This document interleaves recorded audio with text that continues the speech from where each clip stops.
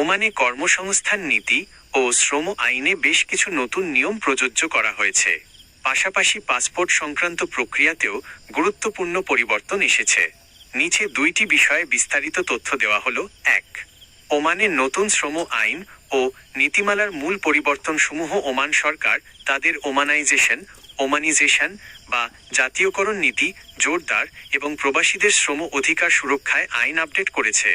ওমানাইজেশন, দেশি কর্মী নিয়োগ বাধ্যবাধকতা, নতুন নিয়মে বাণিজ্যিক নিবন্ধন বা কোম্পানি খোলার নির্দিষ্ট সময়ের মধ্যে কমপক্ষে একজন ওমানি নাগরিককে নিয়োগ দেওয়া বাধ্যতামূলক করা হয়েছে। বিশেষ কিছু খাত ও পেশা কেবল স্থানীয়দের জন্য সংরক্ষিত করা হচ্ছে। কাজের সময় ও ওভারটাইম, সপ্তাহে সর্বোচ্চ 45 ঘন্টা এবং দিনে 9 ঘন্টা কাজের সীমা নির্ধারণ করা হয়েছে। নিয়মিত ওভারটাইমের জন্য মূল বেতনের পরিমাণের ওপর অতিরিক্ত 125% থেকে 150% হারে ক্ষতিপূরণ দেওয়া বাধ্যতামূলক।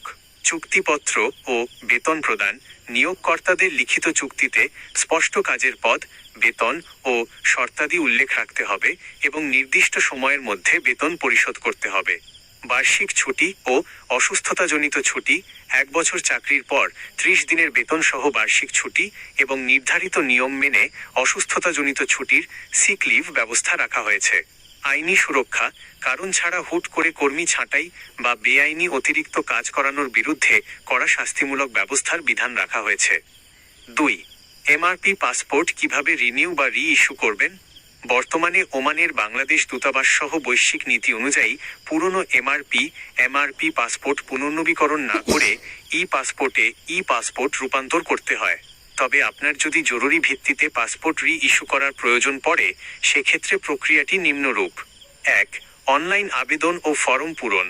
প্রথম ধাপ, সরকারি ই-পাসপোর্ট পোর্টালে epassport.gov.bd এর লিংক গিয়ে অনলাইনে আবেদন ফরম সম্পন্ন করুন। ফরম পূরণের সময় তথ্য বা বানানে যেন পুরনো এমআরপি ও এনআইডি জন্ম সনদের সাথে মিল থাকে। 2. দূতাবাসের অ্যাপয়েন্টমেন্ট গ্রহণ। দ্বিতীয় ধাপ, বাংলাদেশ দূতাবাস মাস্কাটের অফিসিয়াল ওয়েবসাইট আমারদূতাবাস muscat.org এর লিংক থেকে পাসপোর্ট সার্ভিসের জন্য অনলাইন অ্যাপয়েন্টমেন্ট দিন। 3. ফি প্রদান ও কাগজপত্র প্রস্তুত। তৃতীয় ধাপ, নির্ধারিত ব্যাংক স্লিপ বা অনলাইনের মাধ্যমে পাসপোর্ট নবায়নের নির্ধারিত ফি পরিশোধ করুন।